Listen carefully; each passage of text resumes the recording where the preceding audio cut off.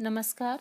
आज हम कक्षा 12 की हिंदी साहित्य की पुस्तक की 2 कविताएं हैं, बनारस और दिशा, और उनके कवि हैं केदारनाथ सिंह। उनके बारे में पढ़ेंगे।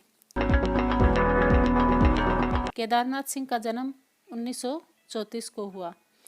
केदारनाथ का जन्म कहाँ हुआ? केदारनाथ का जन्म बलिया, उत्तर प्रदेश में हुआ।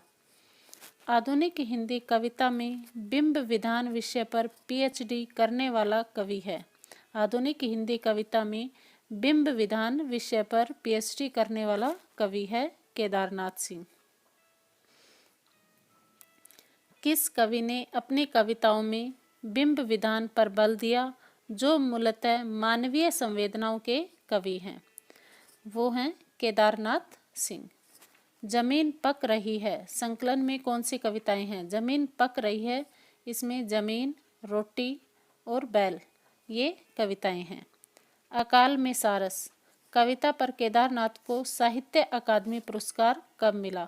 अकाल में सारस कविता पर केदारनाथ को साहित्य अकादमी पुरस्कार 1989 में मिला।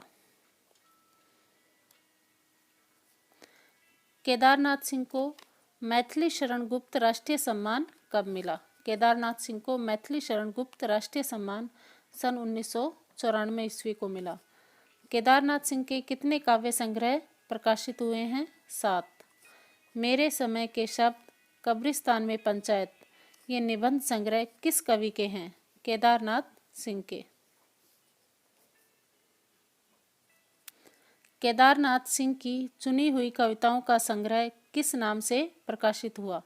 केदारनाथ सिंह की चुनी हुई कविताओं का संग्रह प्रतिनिधि कविताएं के नाम से प्रकाशित हुआ। केदारनाथ सिंह द्वारा संपादित विविध भारतीय भाषाओं का हिंदी में काव्य संग्रह हाल ही में किस नाम से प्रकाशित हुआ है? ताना बाना नाम से।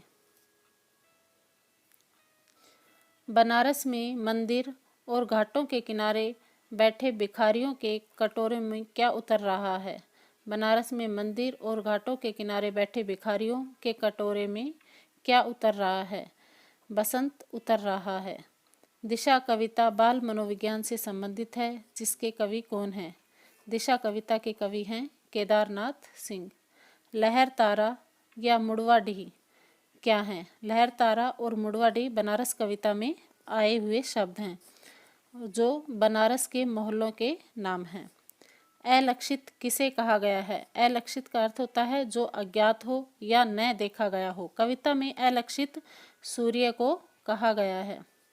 बनारस के एक घाट का नाम जहाँ पूजा स्नान आदि होता है क्या कहलाता है? बनारस कविता में बनारस के एक घाट का नाम जहाँ पर पूजा स्नान आदि होता है,